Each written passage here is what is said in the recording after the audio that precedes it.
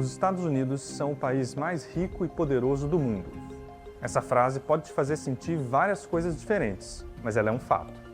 O país é dominante na economia, na diplomacia, na cultura, na guerra, no esporte. Os Estados Unidos são uma superpotência há no mínimo 8 décadas e mantiveram essa liderança econômica e militar frente à União Soviética e, por enquanto, frente à China. O país completa 250 anos nesse 4 de julho de 2026. São 2 séculos e meio desde a aprovação da Declaração de Independência pelo Congresso Continental, quando 13 colônias britânicas na América do Norte se separaram do Império Britânico. Mas o primeiro país das Américas a se tornar independente da Europa chega aos 250 em crise. Sob Donald Trump, a cultura política americana mudou de forma radical e a disputa pelo significado dos eventos históricos dos últimos 250 anos e pelo papel dos Estados Unidos no mundo hoje é mais acirrada do que nunca. Como foi que o país chegou até aqui? Que legado as encruzilhadas e reviravoltas históricas pelas quais passou deixaram? E o que elas têm a ver com o governo Trump?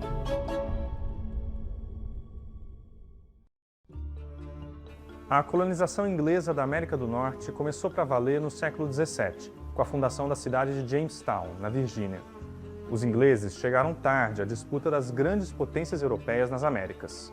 No início, as colônias no território que viria a ser os Estados Unidos eram muito menores e mais pobres do que aquelas no Brasil e em outros lugares da América Latina e do Caribe. Isso começou a mudar com a imigração dos puritanos e outras minorias religiosas para o norte e com o sucesso das grandes plantações de tabaco no sul. A população das colônias explodiu no século XVIII. Muitos ingleses pobres foram atraídos pelas terras tomadas dos indígenas no norte, enquanto no sul, a importação de africanos escravizados para o cultivo do tabaco puxou o crescimento demográfico. Com mais gente nas Américas, os colonos queriam mais terra. As tensões com a coroa britânica começaram justamente quando a Inglaterra tentou impedir isso. Entre outras razões, Londres não queria gastar mais dinheiro com soldados para proteger esses colonos. The United States is a nation built on native land, and that doesn't have to be a radical reinterpretation of history. You just look at it and think, yeah, how did all these people happen to now be on land that was, totally Native American? And so I think land is actually at the heart of the dispute between the colonies and the United States, and it's at the heart of the establishment of the United States as a new nation and its expansion. Esse desejo expansionista dos colonos costuma ser pouco mencionado na historiografia oficial do período. Isso não vai mudar tão cedo. O governo Trump tem desencorajado versões da história americana que critiquem o país de qualquer maneira. A Casa Branca também está reforçando certos aspectos da história, como a do papel da religião, que é alvo de disputa entre esquerda e direita hoje. Para a esquerda, o país foi criado com forte separação entre igreja e Estado e respeito por todas as religiões. Para a direita, os pais fundadores eram cristãos e princípios cristãos guiaram seus atos. O governo Trump voltou a entrar nessa briga recentemente. No dia 17 de maio, em um evento religioso em Washington, aliados do presidente reforçaram a narrativa de que os Estados Unidos foram fundados como um país cristão. It was obvious to the founders that our faith was the ground upon which America stands. It was our very foundation as a people. And if this foundation were to crumble, so too would the very values that make us Americans. And the morality and religion that formed the American consciousness were decidedly Christian, founded upon the principles and the divinity of Jesus Christ. Um dos líderes religiosos que estava nesse evento era o pastor Gary Hamrick, que é próximo do governo. Ele também defende essa ideia. As a Christian myself, that is going to shape how I see the world. That's going to shape how I live my life. And so that was true about the founders.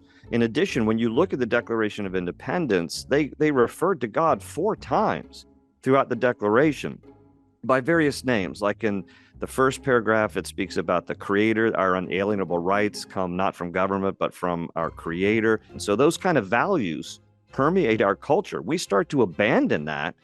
Now man is going to determine whatever he thinks is right or wrong, and we're seeing that in our culture now with a lot of gender confusion and just use whatever pronoun you want. There's a lot of confusion and chaos right now in our culture. And I think if we really return to an understanding of, well, what is truth? Who defines that? What is right? What is wrong? Who defines that? For me, it is God, and he's the highest and most supreme authority. So I think that's important to continue to see America to be a free and prosperous country. When it came to writing the Constitution, if you read the Constitution, it doesn't mention God anywhere. There's the only thing is it says that the federal government can't interfere in religious life. It can't favor any church over another.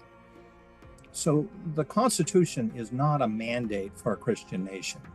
The only thing it's a mandate for is leaving religion to the individual states to regulate as they see fit.